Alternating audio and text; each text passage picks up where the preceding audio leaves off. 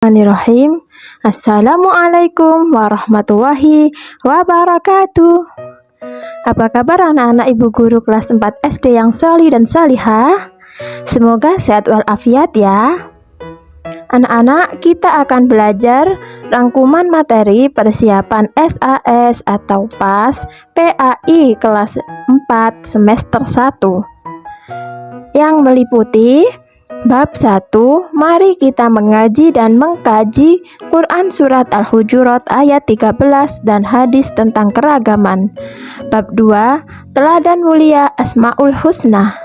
Bab 3, indahnya saling menghargai dalam keragaman.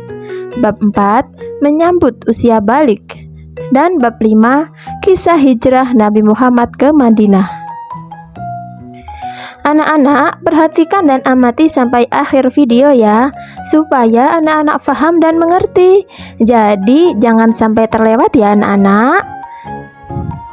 Sebelum mulai belajar, anak-anak duduk dengan baik dan awali dengan berdoa kepada Allah agar bisa belajar dengan baik, dapat mengerjakan soal SAS atau PAS dengan mudah serta mendapat nilai yang terbaik. Rangkuman materi bab 1. Mari kita mengaji dan mengkaji Quran Surat Al-Hujurat ayat 13 dan hadis tentang keragaman. Quran Surat Al-Hujurat ayat 13. Pesan pokok Surat Al-Hujurat ayat 13. 1. Allah menciptakan manusia dengan jenis laki-laki dan perempuan. 2. Manusia diciptakan dengan berbangsa-bangsa dan bersuku-suku supaya saling membantu, saling melengkapi dan bekerja sama, bukan saling mengolok-olok dan saling memusuhi antara satu kelompok dengan kelompok lainnya. 3. Sesungguhnya Allah Maha mengetahui segala sesuatu, baik yang tampak maupun yang tersembunyi. Dan yang keempat, dengan terciptanya keberagaman, manusia dimintai untuk saling berlapang dada dan bertenggang rasa. Cara menulis huruf Al-Quran. A. Dimulai dari kanan ke kiri. B. Memperhatikan penulisan hurufnya, sebab ada huruf yang ditulis di atas, tengah, dan di bawah garis. C. Memperhatikan penulisan titik, gerigi, dan harokat dengan benar. Hadis tentang keberagaman. Pesan pokok hadis tentang keberagaman. Keragaman dan perbedaan bukan untuk diperselisihkan, tapi dicari titik persamaan yang mengantarkan pada sikap saling menghargai dan menghormati. Perbedaan bangsa, suku, dan warna kulit bukan penentu kemuliaan, hanya takwa yang menentukan nilai seseorang. Rangkuman materi bab 2. Teladan mulia Asmaul Husna. Asmaul Husna Al-Malik. Al-Malik artinya Allah Maha Raja. Allah memiliki kewenangan mutlak untuk mengatur dan memutuskan kepentingan seluruh makhluknya. Cara meneladani Asmaul Husna Al-Malik adalah bersikap menahan diri sebagai cerminan dari kemampuan menguasai diri ketika hendak berbuat yang buruk atau merugikan orang lain. Asmaul Husna Al-Aziz. Al-Aziz artinya Allah Maha Mulia. Allah mempunyai kedudukan yang maha tinggi. Dia pemilik tunggal segala kemuliaan dan Dia yang memberikan kemuliaan kepada siapa saja yang dikehendaki. Cara meneladani Asmaul Husna Al-Aziz adalah dengan menerapkan perilaku mandiri dalam kehidupan sehari-hari. Asmaul Husna Al-Quddus. Al-Quddus artinya Allah Maha Suci. Allah adalah satu-satunya sembahan bagi semua makhluk, Maha Suci dari adanya sesuatu yang menyerupainya. Cara meneladani Asmaul Husna Al-Quddus adalah setiap saat kita harus berusaha menjaga kebersihan diri, lingkungan, dan alam sekitar. Asmaul Husna As-Salam. As-Salam artinya Allah Maha Sejahtera dan Maha Menyelamatkan. Allah selamat dari segala kekurangan karena kesempurnaan Allah. Allah, Tuhan yang selalu mengayomi serta memberikan rasa damai bagi hambanya. Cara meneladani Asmaul Husna As-Salam. Kita harus selalu menjaga lisan dari perkataan. Dengan demikian berarti kita telah membuat orang lain tentram dan damai. Asmaul Husna Al-Mu'min. Al-Mu'min artinya Allah Maha memelihara keamanan. Allah adalah Tuhan yang memberi rasa aman pada seluruh makhluknya. Cara meneladani Asmaul Husna Al-Mu'min adalah menciptakan ketertiban sehingga membuat orang lain merasa aman. Rangkuman materi bab 3. Indahnya saling menghargai dalam keragaman. Keragaman sebagai sunnatullah. Allah menjadikan manusia beraneka ragam dengan tujuan agar saling mengenal, sehingga menghasilkan hubungan harmonis, kerjasama, serta saling mendukung. Keragaman sebagai keniscayaan atau sunnatullah dan anugerah yang harus disyukuri, sekaligus menjadi kekuatan untuk maju bersama. Ajaran kebaikan dalam Islam. Rasulullah menegaskan bahwa kebaikan dalam Islam adalah akhlak mulia. Jawaban yang sangat singkat namun mencakup semua kebaikan, yakni akhlak mulia meliputi akhlak kepada Allah, akhlak kepada sesama manusia, dan akhlak kepada alam sekitar. Ajaran kebaikan selain Islam. Semua ajaran agama mengajarkan pemeluknya untuk saling menghormati, membantu yang lemah, berbuat baik kepada orang tua, bersikap lemah lembut, dan mencintai kedamaian.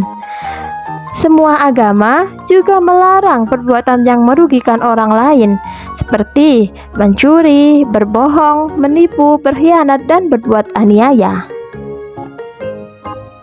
Saling menghormati dan menghargai orang yang berbeda agama. Sikap terbaik dalam keragaman dan perbedaan adalah saling menghargai dan menghormati yang dikenal dengan toleransi. Toleransi diwujudkan dengan 1. Memberikan kebebasan kepada orang lain. 2. Mengakui hak setiap individu. 3. Menghormati keyakinan orang lain. Dan yang keempat, saling mengerti. Rangkuman materi bab 4. Menyambut usia balik. Tanda-tanda usia balik menurut fikih. 1. Mimpi basah atau dikenal dengan ihtilam. Mimpi yang menyebabkan keluarnya mani secara alami saat sedang tidur. 2. Haid atau dikenal dengan menstruasi bagi anak perempuan, yaitu keluarnya darah dari rahim perempuan bukan karena sakit melainkan karena tabiat yang wajar. Yang ketiga, berumur 15 tahun. Anak laki-laki dan perempuan berusia 15 tahun sudah dihukumi balik meskipun belum mengalami mimpi basah atau haid bagi perempuan. Kewajiban mandi besar bagi yang berhadas besar. Anak yang mengalami mimpi basah dan haid sedang berhadas besar. Untuk bersuci dari hadas besar dan bisa melakukan ibadah seperti sholat dan membaca Al-Quran, maka ia wajib mandi besar terlebih dahulu. Larangan bagi orang yang berhadas besar. 1. Sholat, sujud tilawah dan sujud syukur. 2. Puasa. 3. Membaca, menyentuh, dan membawa Al-Quran. 4. Tawaf. Dan yang kelima, berdiam di masjid atau i'tikaf. Tanda balik dalam pandangan ilmu biologi. Anak laki-laki, mimpi basah. Perubahan fisik meliputi 1. Wajah yang ditumbuhi kumis, jenggot, dan jambang. 2. Tumbuh juga rambut alat kelamin dan rambut ketiak. 3. Badan kelihatan lebih kekar dan berotot, tumbuh jakun dan suaranya terdengar lebih berat. 4. Nafsu makan meningkat, makan lebih banyak. Perubahan mental meliputi 1. Cenderung bersikap cuek, tenang, dan rasional.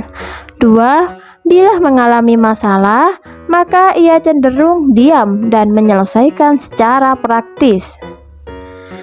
Tanda balik dalam pandangan ilmu biologi.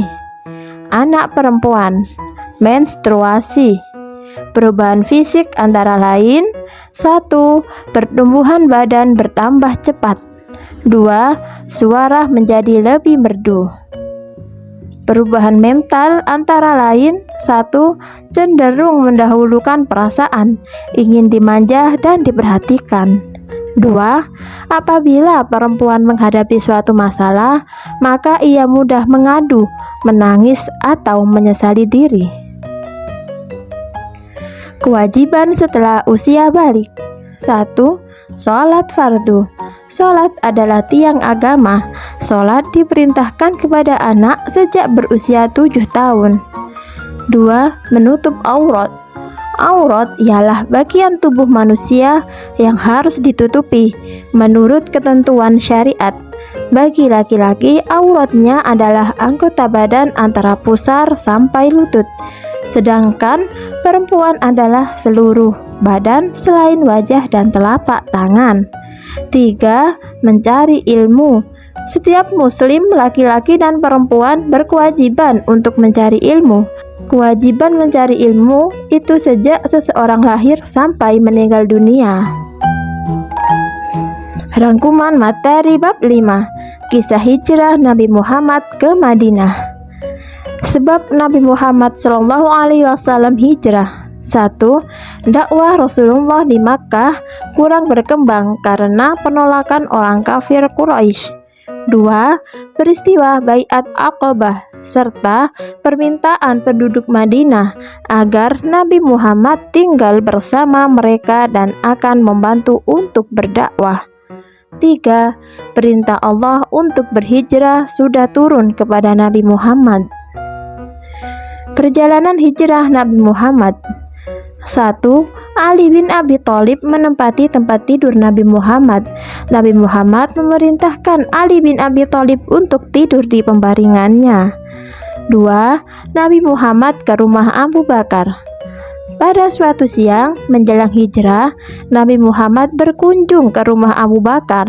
Beliau menyampaikan pada Abu Bakar bahwa beliau telah mendapat izin untuk berhijrah. 3. Awal perjalanan. Pada tanggal 27 Safar tahun ke-14 kenabian, bertepatan dengan tanggal 12 atau 13 September 622 Masehi, di tengah kegelapan malam, Nabi Muhammad SAW keluar dari rumah Abu Bakar. 4. Bersembunyi di dalam Gua Sur.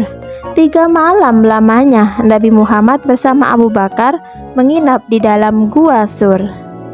5. Perjalanan ke Madinah. Dengan petunjuk dan perlindungan Allah, mereka berangkat menuju Madinah, melewati pantai Laut Merah, mengambil rute yang berbeda dengan yang biasa ditempuh oleh kafilah-kafilah yang menuju ke Madinah. 6.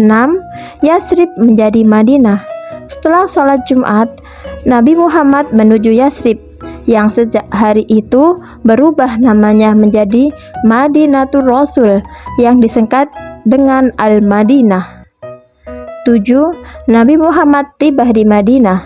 Beliau disambut dengan sangat meriah di jalan atau dari atas rumah-rumah masyarakat. Di antaranya juga para wanita yang mengeluh-elukan beliau dengan syair-syair pujian yang mengharukan. Alhamdulillah anak-anak, kita sudah selesai belajar bersama-sama. Ilal liqa. Assalamualaikum warahmatullahi wabarakatuh.